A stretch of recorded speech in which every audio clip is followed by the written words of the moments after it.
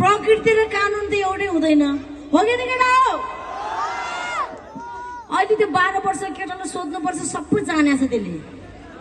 मेरो बाउले भन्दा पर्दा जानेछ त्यसले हैन किनकि त्यो भनेको नेचुरल कुरा हो भाइ एउटा कुरा चाहिँ मैले बुझेको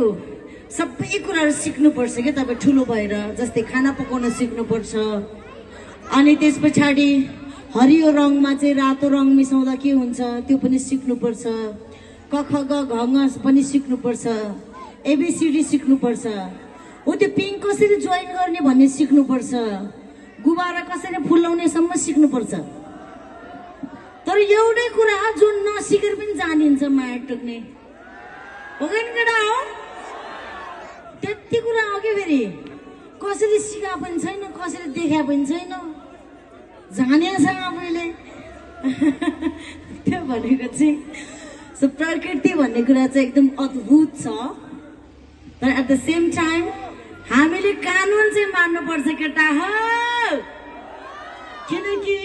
मान्छे भनेको चाहिँ एकदम सामाजिक प्राणी हो सभ्य समाज मन पराउँछ मान्छेले सबै सामाजिक प्राणी हो त्यसकारणले गर्दाखेरि हामीले नियम कानुनहरु चाहिँ फलो गर्नुपर्छ ठाउँ परिस्थिति अनुसार बाँकी कुरा त सबै त्यो पुच्चेले नि जाने ह एनीवे खै त केटीहरु देखिने हेलो केटीहरु खै हाई केटीहरु oh my God I love you खासमा केटी मान्छे